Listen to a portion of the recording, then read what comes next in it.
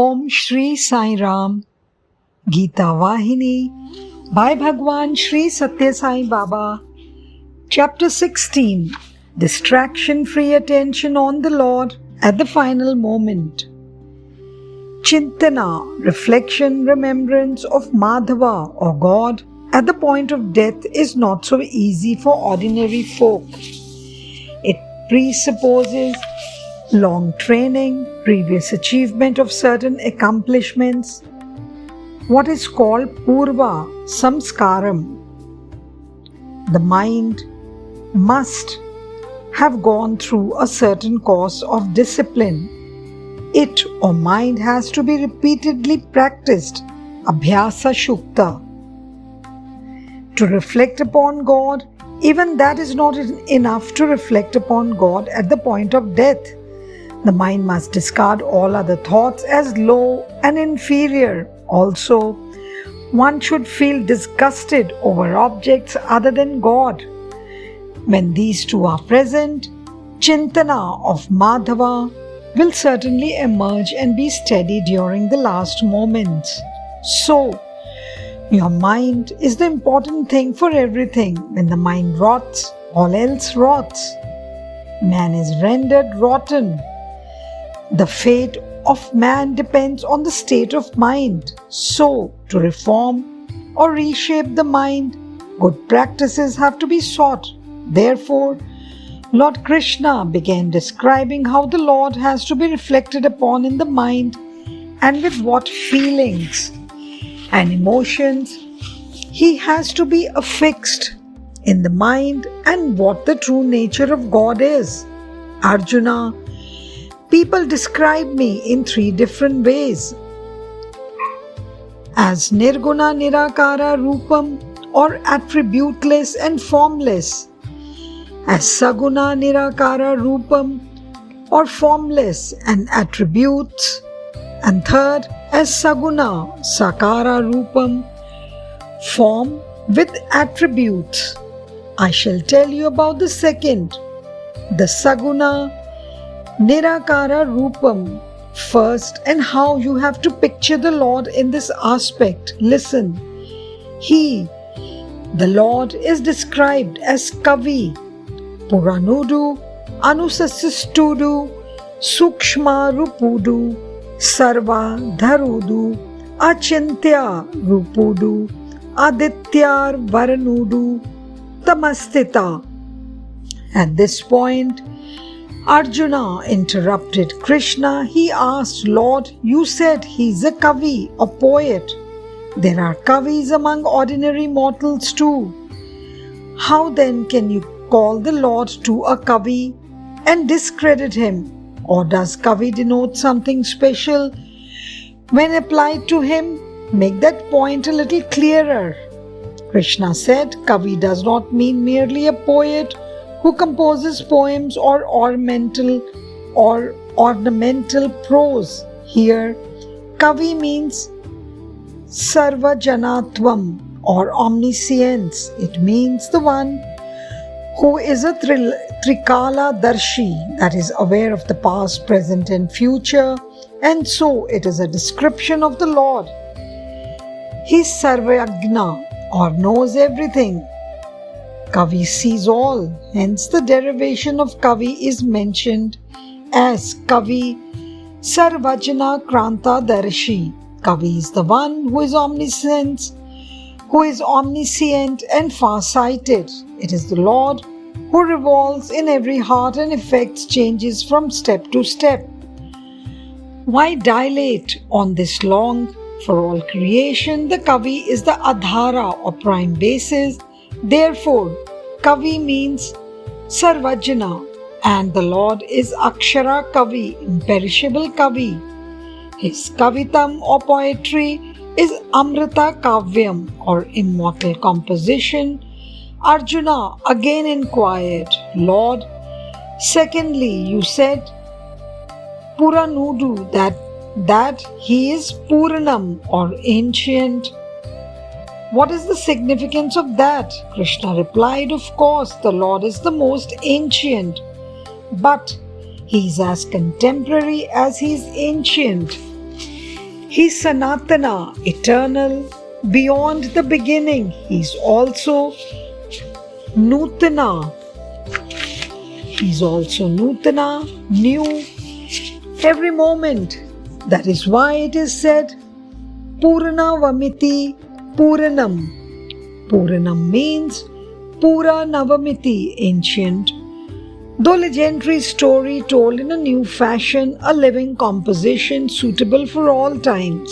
And then the word Anushashta asked Arjuna. Lord Krishna said, he is Sarvatantra, Swatantra, independent of all the rules, theories, laws, rituals, treaties, doctrines. He who has absolute freedom to do, govern, manage at will.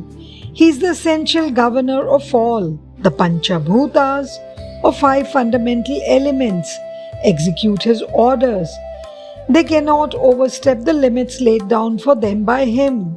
Unlike the laws formulated by humans that relate only to the external world, being an antaryami, the one who governs the inner instruments or the indweller. His laws govern the inner world of all beings, that is, he governs the mind or inner instrument by watching over it. Hence, realize that he is Sarvatantra, Swatantra. The fourth expression you used is that he is Sukshma Rupam. What is the meaning of Sukshma? Please provide a clear explanation, asked Arjuna. Dear Partha, Arjuna, Sukshma, subtle. Perhaps you thought that Sukshma indicates a diminutive, microscopic body. No. Sukshma means Nirguna, attributeless, something that you cannot fathom with the help of sense organs. A thing becomes subtler with the reduction of its gunas or the characteristics. If it has more attributes, it is less subtle. Shabda, Sparsha, Rupa, Rasa, Gandha, that is sound, touch, form, smell. These are the characteristics of the five elements: Akasha, Vayu, Agni, Jala, Prithvi, that is space, air, fire, water, and earth. Prithvi has all the five characteristics. Jala has only four. Agni has three. Shabda, Sparsha, and Rupa.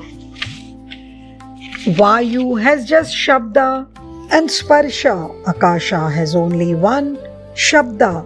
That is to say, each of these is subtler than the rest, and Akasha is the subtlest of all. This is self-evident. Prithvi, or the earth, is a solid mass and has all the five attributes. Water or Jala is subtler than Prithvi, has four attributes and has no smell, and so it flows. Agni or fire is subtler than water, has three attributes and has no taste and smell, hence it rises up. Vayu or air, which is even more subtle than Agni, has two attributes and has no form, taste and smell, hence can sweep on all sides. The last of the series is Akasha, has just one attribute, that is sound or Shabda.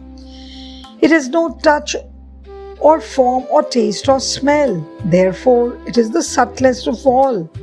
The Lord, who is beyond these five elements, has none of these attributes. Hence, he is subtler than the subtlest. So, he is all-pervasive, eminent in all. It is the guna or attribute or characteristic that makes anything burdensome. God is gunatita, that is free from distinct form, distinct from all gunas. The Lord has no burden of gunas, so he is subtler than everything else. Next, about the fifth expression, Sarvadhara, the basis of all, the basis or support of all. These are two categories in this world, Adhara and Adheya. All this is seen by the eye or heard by the year, neither entire creation is adheya. They are all composed of the above said 5 elements. Well, the 5 elements earth, water, fire, air, and space are all adheya for they are based on the adhara, that is God. God is the adhara for all the 5 elements. He is independent of any base or support. Therefore, he is sarvadhara. The sixth too I shall make clear to you. Listen. Achintya Rupam means the one who is beyond the reach of chintana or thinking or reflecting. And what is it that engages in chintana, the manas or mind, isn't it? So, Achintya Rupam means the one who is beyond the chintana by the manas. You might hesitate to accept this, but listen. The manas is Kashanikam or momentary, Shanikam. The manas is Shanikam or momentary. Not only that, it is also Jada or lacking knowledge of the existence of oneself, but Paramatma is Nitya. He is timeless, changeless and eternal. And Chaitanyam, pure existence, pure consciousness, pure awareness. Paramatma and Manas are completely contrary to each other. They are totally unrelated. One is Shanikam and the other is Nityam. One's existence is momentary, the other is existence itself. One is Jada and the other is Chaitanyam. They are unrelated qualities. Therefore, how is it possible for the mind, the momentary and inert, to reflect on the eternal and ever-conscious Paramatma? The question may arise in your mind, what then is the fate of sadhaka? Oh, he is not deprived of his destiny. Let him picture the Paramatma as Achintya Rupa. That is enough. Dwell on such thoughts as this and the fruit will be vouchsafed unto you. So, if sadhaka channels the thoughts that are supposed to be channeled, destiny will surely come his way. Therefore, sadhaka too must first learn the ways to reflect chintana. At this, Arjuna pleaded with Krishna thus, Lord, let us proceed. Time is running fast. We cannot be stationary in this battlefield without assuming any responsibility or making any decision. War is facing us with open jaws, ready to swallow and overwhelm. I am ready to obey the instructions you might be pleased to give me. Only let there be no delay. So quickly enlighten me about the 7th attribute. Yes, the 7th is Aditya Varanam, with the splendor of the sun as his complexion. This means God is self-effulgent as the sun. He is also the effulgence of the sun. Remember, the sun illuminates the world with its shine, and it is God who empowers the sun to shine. So, he is named Aditya. I shall tell you about the 8th too straight away.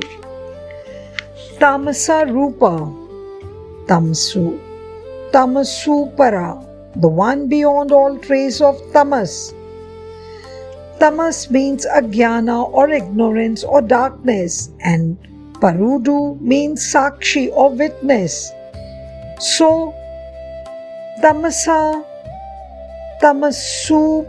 Supara means Tamasu Para means the one who remains as witness to ajnana. Maya is another word for this ajnana, and so Tamasu Para also means the one who transcends Maya.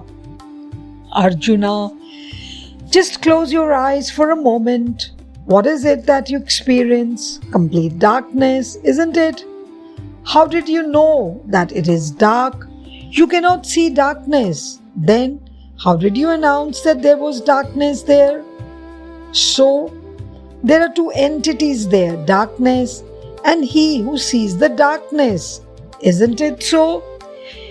If you are yourself the darkness, how can you experience the darkness? No, you are the seer or experiencer, and so you are not darkness. Darkness is that which is seen. The seer is you. You are the witness. You think of another fact. Man very often condemns himself as an agyani or ignoramus, but if he really were an ignoramus or a fool, how is he able to recognize his own ignorance? Where did he get that jnana or knowledge about his ignorance from? When did that jnana enter him, and how? Ajnanam is the drishyam, the object of knowledge, distinct from the subject or drashta. Jnanam is the dark, the one who sees, drashta, knower or experiencer. You are sakshi, witness, one who sees the jnana. So you are not the ajnana. In the same way, all the 8 descriptions above have to be contemplated upon. That is the correct chintana or reflection of the law form of the Lord. Arjuna asked Krishna, is such chintana or reflection alone enough, or has it to be supplemented by something else? Of course, when this kind of chintana is practiced, care should be taken to see that the mind is concentrated on that thing only. Make sure the mind holds on to only one subject. It should not pursue diverse objectives. It must attach itself to that one supreme thing with priti and bhakti, that is regard and love for God or devotion. Usually man's love gets fastened to trifling temporary things and gets entangled in setbacks and sorrows. So the love has to be withdrawn from such subjects and centered on the Lord. That is real bhakti. I shall tell you briefly what bhakti or love for God is. Listen, bhakti is one's chitta vritti or existence of the mind becoming same as one's deha vastu. Here Arjuna intercepted and asked, how is that ever possible, O Lord? It is impossible, Arjuna. Control the senses. Let the mind be concentrated on the heart region. Let the life breath be established in the highest point of the head. Let the individual be established in the Atmic truth. And let the pranava be the only point of attention at the moment of prana leaving the body. Such a one attains me. His chitta vritti or the existence of the mind becomes the same as myself, said Krishna. Here, readers should fix their attention on what the Lord told Arjuna. The Lord spoke of the samyamam, control of the senses, not their nigraham or suppression or binding. Samyamam means swadhinam, under one's behest, obedient to the will. Nigraham means nirvyaparam, denial of activity or full inaction. In other words, completely bound. The Lord also said of samyamam, of all the senses, not of any one or two only. Man must keep all senses under his control and use them only when purposes for which they have been devised are to be fulfilled. They should not be let loose indiscriminately just because one has them. Just because one has them, let them work strictly on regulated lines. That is the Lord's intention. There is another thing too. You must reason out and discover what exactly will expand your heart and what will breed disquiet. Then hold fast to the former and give up the latter, or else, straying in devious paths like an insane ape, you will have to twist and turn in confusion. What is the cause of all the troubles and discontent to which many are subjected nowadays?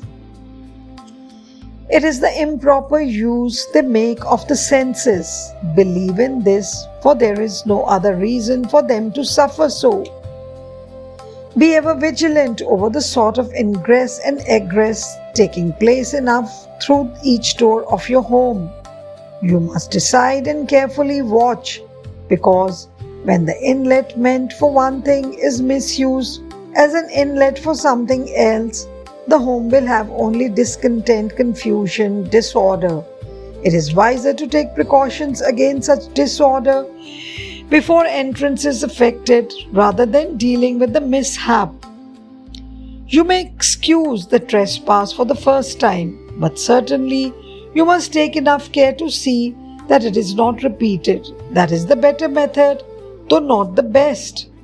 Again, Arjuna felt a doubt arising in him. If the senses abound, how can the Om be pronounced? Krishna understood this. He took up the matter himself.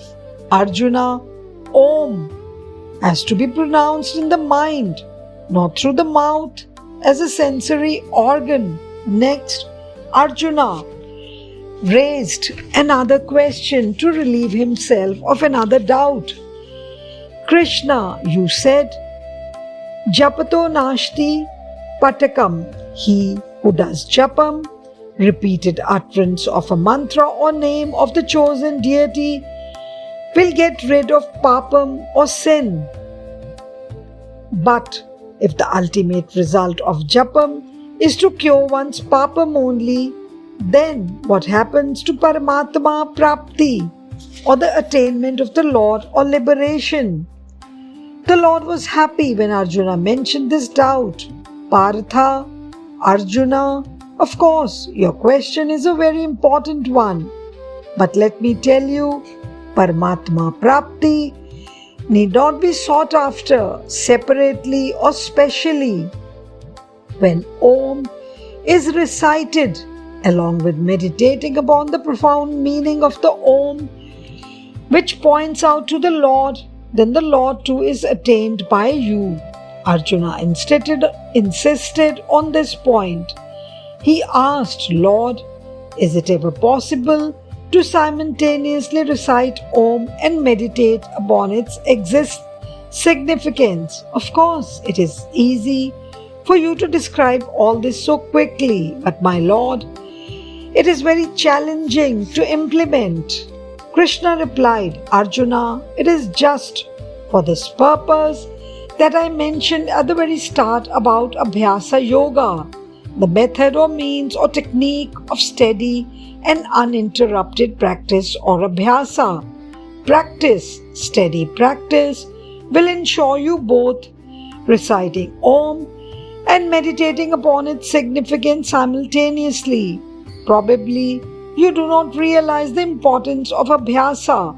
O dear innocent one, don't you see here how practice makes the mere animal execute difficult tasks? Why should I elaborate on this now?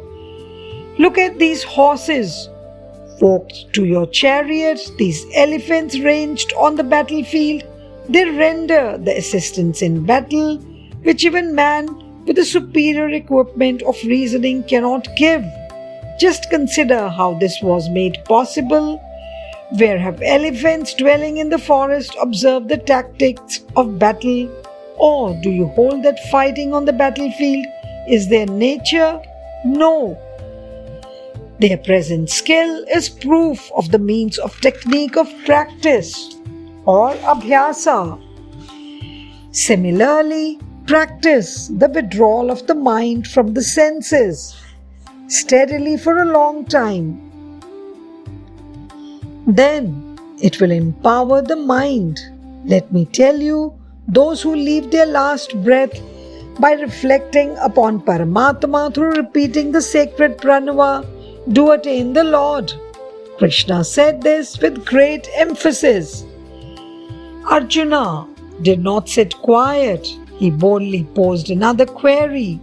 Lord, it is good that those who repeat the pranava in such manner with their last breath attain the Lord. But what about those who do not? Their number is certainly much larger. Have they no chance of release? In the court of the Almighty, are only the prestigious ones to be honored with seats? Have the miserable and the poor no accommodation at all? Let it be so. Tell me where they can go, where they will be admitted. Krishna explained, Arjuna, you are falling into a great error. Be aware, the Lord does not discriminate between the weak and the strong, or the high and the low. Such an outlook will never warp his vision. All are entitled to his grace. All are entitled to enter his darbar hall. Its doors are ever open. No guards are there to bar the entrance of anyone. No one is prevented. No one is invited. All are welcome to enter.